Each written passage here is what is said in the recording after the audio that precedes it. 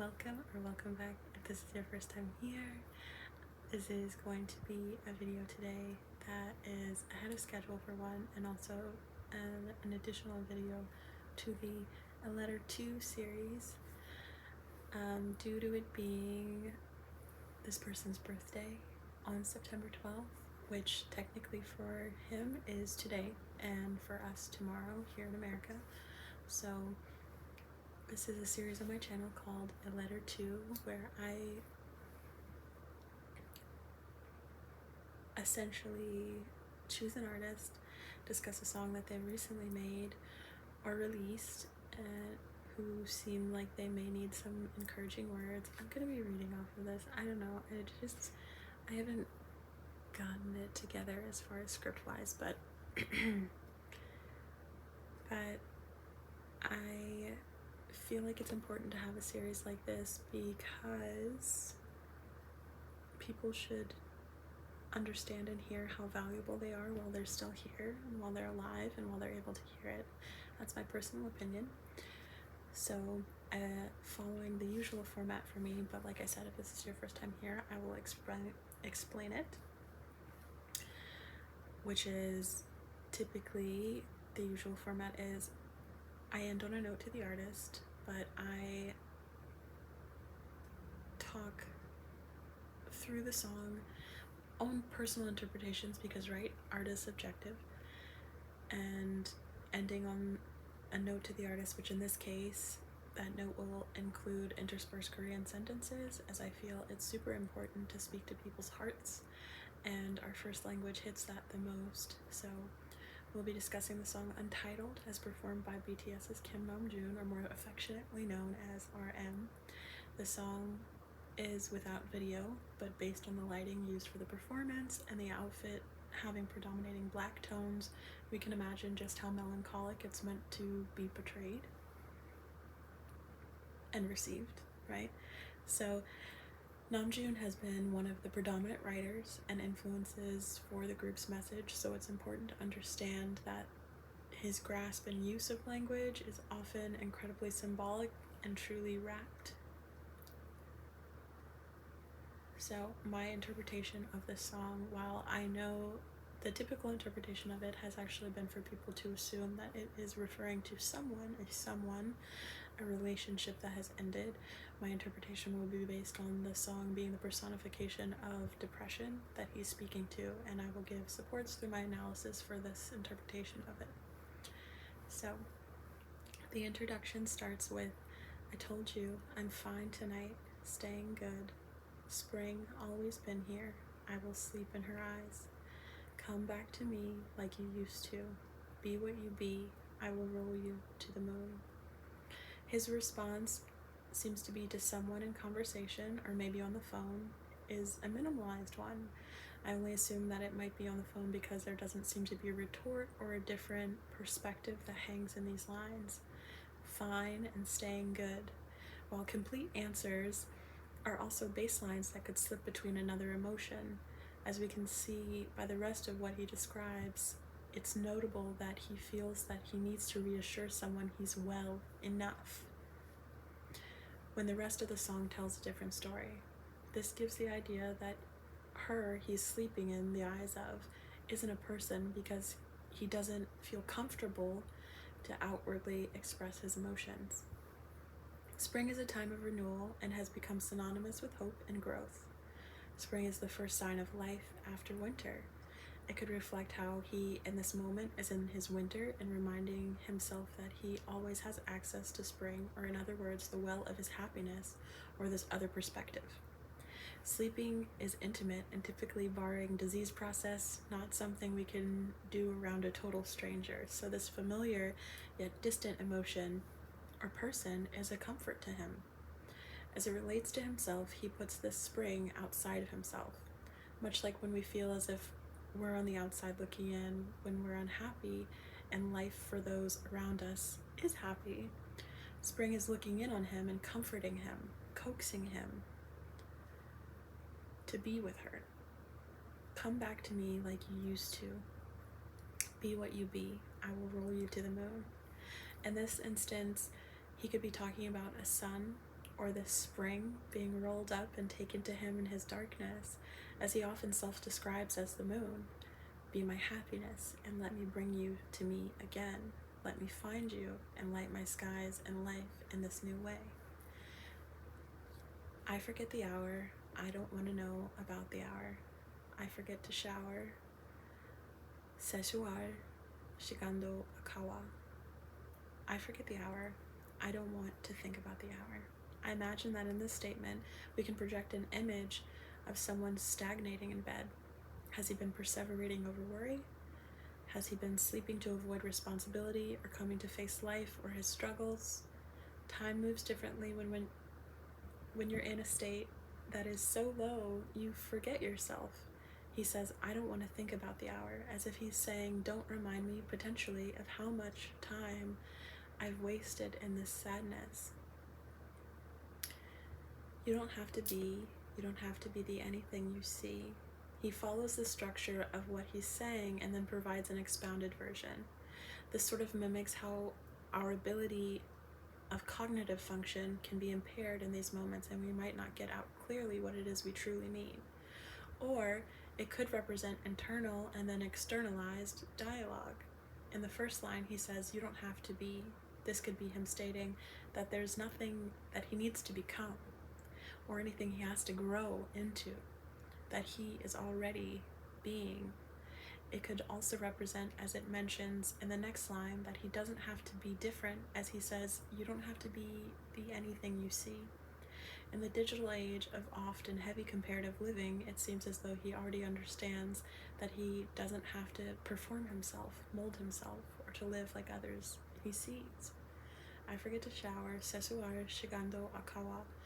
As I've said in previous videos regarding depression, the first things to go when we're not feeling well anymore is our ability to care for ourselves. He says, I forget to, not merely that I haven't, or I couldn't, or I didn't. He's losing track of time in this sadness. Sesua shigando akawa, it's a waste of time to wash my face, is what this means in English. This could be because he's gridlocked to his bed, or because there would be no point of washing his face only to cry more, because that's something people say, right? When we're sad, when we've been crying, and go wash your face, you'll feel better, like your face becomes puffy. So this refreshing of himself, it can't even happen in this moment because there would be no point. He's prolonging, he's protracted in it. Try not to be that something in the sea. Come back to me like you used to. Now I can see what life is about.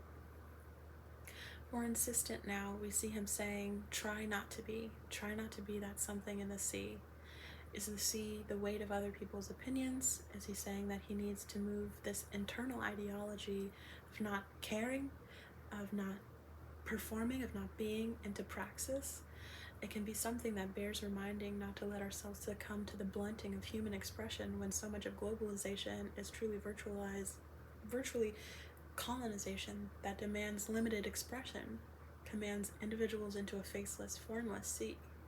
He also often refers to army as the sea, so maybe he is saying, don't be this, or who he is, being asked to be by those who might admire him but don't truly know his character or love him for who he really is, which that might be stretching, and I know how people get really sensitive about potentially feeling that a person that they have a super parasocial relationship with doesn't feel the same way about them, but and I say this as a fan. So he says, come back to me like you used to do. Now I can see what life is about. In this manner, we can understand that he's speaking to himself, and he's calling back his most authentic expression and his capability of knowing, loving himself so that he can be whole, that he can live in a manner of his choosing and that he feels best in. What is life about? That is something we are constantly defining, and as someone who is always being defined by others or critiqued by outside parties, this becomes a difficult but necessary task to lead even a semblance of a life that feels meaningful to you, that feels meaningful personally, without any other factors. Excuse me. It's important for nearly every individual to feel as if they've led a meaningful life, and meaningful takes on different meanings by what we value. If you prefer to live happily and with just enough, that is the meaning. If you are here to help others and be self-sacrificing, then that is the meaning, etc. ad infinitum. Then we head into ooh, ooh, ooh, ooh. I see you come back to me, ooh, ooh, ooh, ooh. I see you come back to me, you're my dandelion. D-lion. You're my dandelion.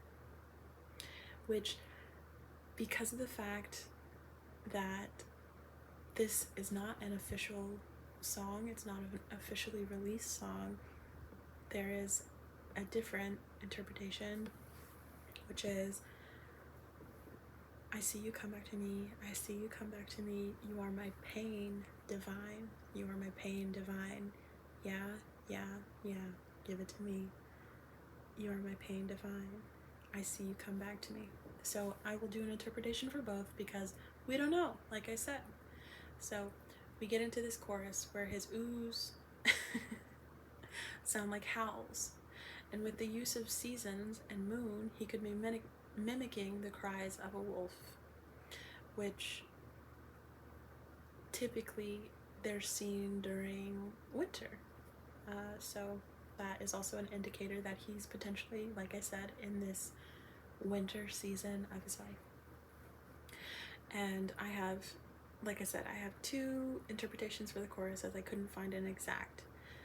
And in this situation, if the chorus is "You're my dandelion," we can see again this correlation to spring. Dandelions also mean hope, growth, healing, and before blooming, dandelions are picked as items to wish on. This escape from perpetual feelings of depression and looking forwards to spring but never arriving at it, as the song would indicate, could identify how, while he has the maintenance of hope, it's just on the other side of something still. It's still something that he's grasping for. He would be talking about these better days heading back to him. He says, give it to me. He wants to do his part in reaching out for better, out for more. I've also seen that it, like I said, might be the repetition of "You're my pain divine," which people who deal with depression can feel as if their fate is to suffer. Additionally, juxtaposing pain and divine is saying I take comfort and sometimes maybe even pleasure from my own suffering. In psychology, the method to reroute brains through things like cognitive behavioral therapy is to train new thoughts to new experiences and hopefully experience new emotions. A pre-routed path of misery can become the norm, ergo this familiar feeling that can become transposed with comfort. With this pain divine, when he says, I see you come back to me, he could be talking about how he feels this darkness he is used to coming up again in his life is revisiting him, greeting it almost as he would a friend. In the line, give it to me, he could be saying, I'm prepared to receive these lessons. This pain, almost exasperated even, of let's get this over with. Rake me over the coals in that way that I'm used to. With much of R.M.'s songwriting seeming to deal with his internal struggles, how he relates and interprets the world, we see that at this time this song was important for him to share. At the final D-Day tour concert for Suga of BTS, for those who follow the group or him more closely, there has been a noticeable physical change with him shaving his hair roughly 2 months ago, which he attributed it to the hot weather. However, cutting off your hair can sometimes refer to an act of cleansing. How we're feeling internally, needing change. I know for me, I'm bald under here. I know for me that when I shave my head or when I cut my hair, it's because I need something not to feel stagnant. So I don't know if that is similar for him and he just didn't feel comfortable sharing, as he said throughout the song that he's not comfortable sharing his emotions overtly. But also, I don't want to assume, because apparently he takes issue with that. He does, and what he's saying here. But his life has become a more physical one recently, of intense workouts, more reclusivity than in the past. We can see that he's in a transitional period at this moment. The catalyst for this could be this sadness or depression, could be a breakup. That has been another interpretation of the song, again, like I mentioned earlier, that I've seen. No matter what the case is, he is in a state of filtering and becoming. While he states clearly in this song, he is also in a state of simply being.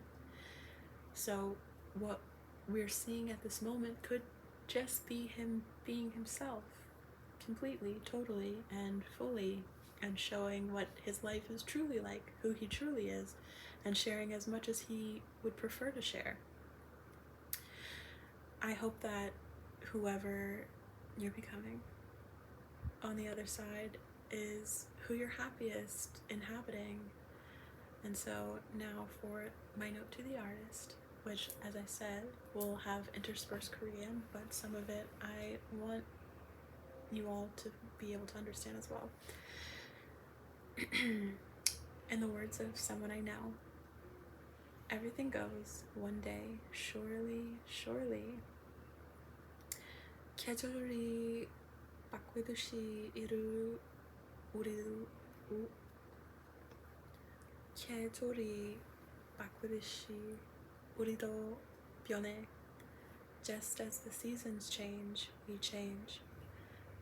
겨울에 추위 없으면 봄을 감상할 수 없습니다. 자신의 일부를 잃어도 괜찮습니다. It's okay to lose a part of yourself. 우리는 지켜야 할 것은 아무것도 잃지 않는다. 당신은 지금까지 인생이 모든 결의를 살아남았습니다. 눈과 고추도 방탄 이룰 수 있습니다. So that is it. That's everything. So sorry for that butchered interpretation. I swear that I did it better off camera, and it's just not gonna happen on camera. But I really want this to be edited and come out today. So have a happy birthday, 생일 축하, and thank you for what it is that you do, and for being so incredibly vulnerable with the people that are watching you, and quite frankly do judge you incredibly harshly.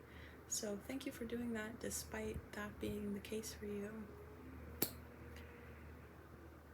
I think as an artist, that's what you're meant to do. You're meant to bring beauty, and it's apparent how much you admire beauty, and despite your own sufferings, are able to still find that in the world, and I hope that you find more and more of that. Okay, thank you so much.